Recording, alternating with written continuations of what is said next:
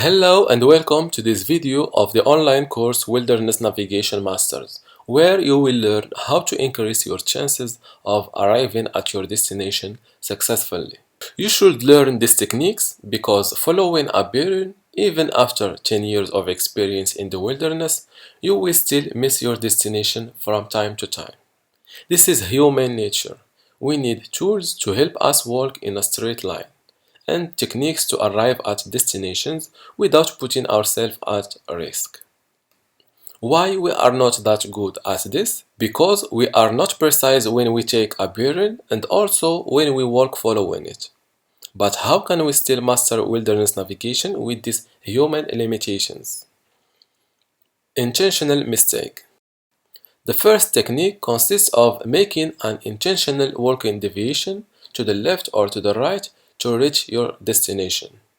You will ask me how an intentional mistake will help me to arrive successfully at my destination. Okay, let's see this example.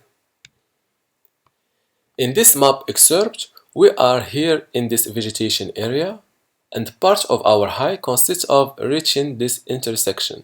I think we agree that if you shoot and follow a direct bearing to this intersection, there is more chances of missing it by going to the left or to the right.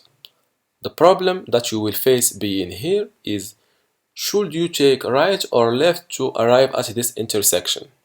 I think you've started seeing where I am going. The intentional mistake technique consists of choosing a right or left walking deviation, so when you reach a linear landmark, you know which direction to follow. You will need to apply this technique too much when you try to navigate in the wilderness. How to apply that? It depends on your situation. If you are walking in a dense forest, you can just start detouring trees by one side, right or left, to make this intentional mistake.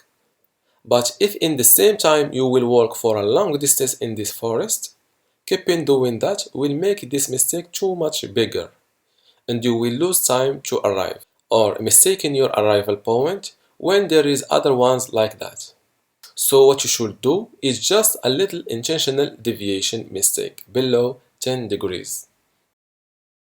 This is a technique that increases your chances of arriving at your destination successfully. But what to do in order to avoid getting lost when you miss your arrival landmark? Like you've seen before, you should always get to your destination from a direction where even if you miss it, you still have some linear landmark behind it in order to stop you. And when I advise you to use a linear landmark, you are not limited to only rivers and creeks. You can also use electric power lines, roads, valleys, etc.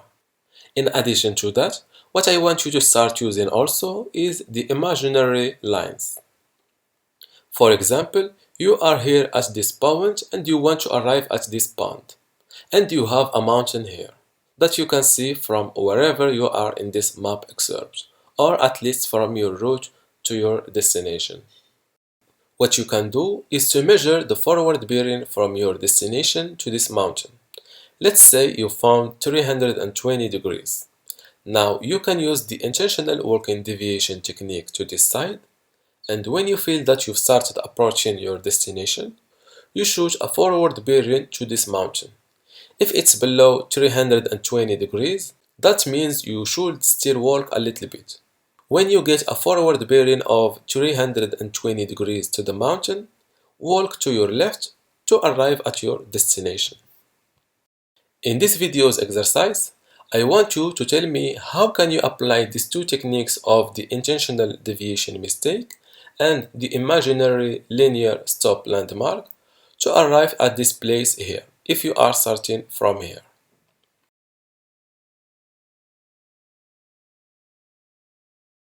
The answer is step 1.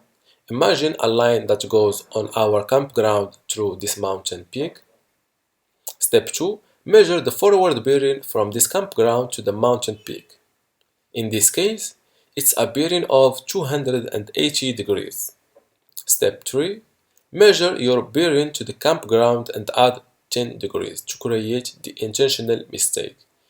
In this case, it's 340 degrees plus 10 degrees. Step 4. Start walking following this bearing of 350 degrees, and when you feel that you've started reaching this imaginary line, measure the bearing to the mountain peak. When it equals 280 degrees, that means you are on this line, and all you have to do is to walk to your left till you found the campground. That's all for this video. How did you find these two techniques? Let me know in the comments below. Thank you for watching and see you in the next video.